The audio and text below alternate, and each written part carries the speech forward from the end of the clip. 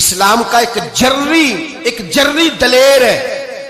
اسلام کو ایک ایسا سپوت اللہ نے عطا کیا ہے کہ یہودی کہتا ہے اگر 6 مہینے یہ شخصیت دنیا میں اور رہتی تو شاید دنیا میں کوئی کافر نہ بچتا.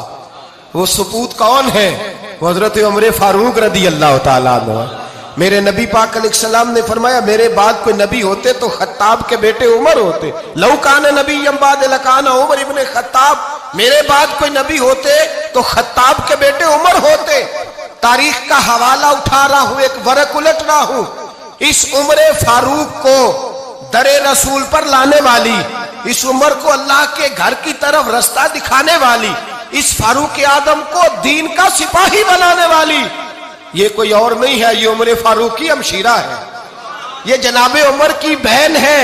بہن نے بھائی کی کایا ہی پلٹ ڈالی. بہن نے ذمہ داری کا احساس کیا.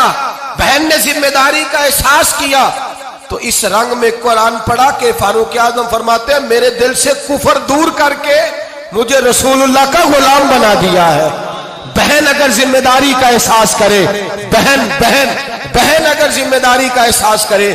حضرت عمر فرماتے ہیں, حضرت عمر کہتے ہیں میری ایک نوکرانی نے, کنیزہ نے کلمہ پڑھا, میں اسے دروں سے مارا کرتا تھا.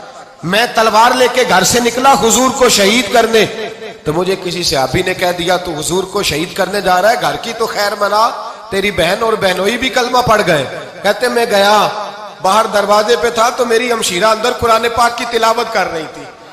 فاطمہ بنت خطاب, فاطمہ بنت, کتنا پسند ہے یہ نام صحابہ, کس نے رکھا ہوا ہے. فاطمہ بنت خطاب تلاوت کر رہی تھی. سعید بن زید بہنوئی بھی تلاوت سن رہے تھے. فرماتے میں نے قرآن سن لیا, دروازے پہ دستک دو جی. بہن نے دروازہ کھولا, قرآن پاک کے صفحے چھپا دیے. کیا کر رہے تھے تم لوگ؟ بہن خاموش ہو گئی. میں نے کہا بولتے کیوں نہیں؟ مجھے کسی نے بتلایا ہے تم نے کلمہ پڑھا ہے. تو کہتے ہیں میری بہن جو مجھ سے اتنا پیار کرتی تھی کہ کبھی بولی نہیں تھی, کبھی بات جو میں کہتا تھا ہو جاتا تھا, آج میں نے اس بہن کی آنکھوں میں توحید کی لذت دیکھی, اس کی پیشانی میں سجدے کا نور دیکھا, اس کے لب و لہجے میں رسول اللہ کی شریعت کی چھاپ دیکھی. تو میری بہن کہنے لگی عمر تم نے جو سنا ہے سچ سنا ہے. اب میں اور میرا خامد مصطفیٰ کے نوکر ہیں, اب ہم دین کے پیروکار ہیں. کہتے زور سے تماچا مارا, میں گر گئی. میرے خامد کو مارا پیٹا, کبھی جھگڑا نہیں ہوا تھا, آج پہلے دن عمر نے مارا. میری پیشانی سے خون نکلا, اٹھ کے کھڑی ہوئی. میں نے کہا تو مجھے جان سے پیارا بھائی ہے, زندگی بھر تیرے سامنے کبھی میں نے کلام نہیں کیا, لیکن عمر یہ توحید کی بات ہے, یہ رسول اللہ کی بات ہے. اگر تو خطاب کا بیٹا ہے تو میں بھی خطاب کی بیٹی ہوں. جس ماں کی چھاتیوں سے تو دودھ پی کے جرری ہوا ہے, میں نے بھی اسی ماں کا دودھ پیا ہے. جتنی طاقت ہے تو لڑا لے, جتنی ہمت ہے تو مار لے, لیکن اب میں رسول اللہ کا دامن نہیں چھوڑوں گی. حضرت عمر کہتے ہیں بہن کی قوت ایمانی نے, بہن کی قوت ارادی نے, بہن کے توکل اور یقین نے مجھے مجبور کیا. میں نے کہا میری بہن کے دل میں اگر کوئی بات آئی ہے تو اس میں سچ ضرور ہوگا, اور اگر بہن بھائی کو اس دلیری کے ساتھ درس دے رہی ہے تو اس کے اندر کوئی نکھار ہے.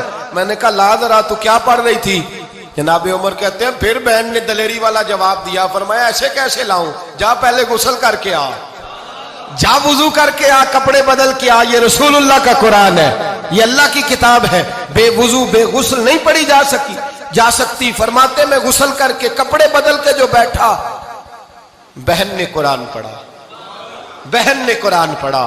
اللہ کرے بہنیں بھائیوں کو قرآن سکھانے لگے, اللہ کرے بہنیں بھائیوں کو حدیث سکھانے لگے, اللہ کرے بہنیں اپنے بھائیوں کو رسول اللہ کے در پر جھکانے لگے, اللہ کرے بہن کہنے لگے آ جا مل کر کے دونوں دین کی. بہن نے قرآن پڑھا. فاروق اعظم رو رو کے نڈال ہو گئے. حضرت عمر کہتے ہیں بہن کی زبان سے چند آیتیں سنی تو میں نے کہا مجھے باندھ لو, ہاتھ باندھ لو, میں حضور کو قتل کرنے کے ارادے سے آیا تھا نا, اب مجھے باندھ لو. کرو آیا سا مار مقامنے نو, ہن مینو مار دے لے چلو, متے عمر دی عمر برباد ہوئے جتھے عمر سوار دے لے چلو. اب مجھے لے جاؤ در رسالت ماپ. ایک بہن نے ذمہ داری کا احساس کیا تو حضرت عمر جیسا سپوت دیا. بہنیں اگر ذمہ داری کا احساس کریں, ذمہ داری کا احساس کریں تو اسلام میں بہت بڑا انقلاب آ سکتا ہے.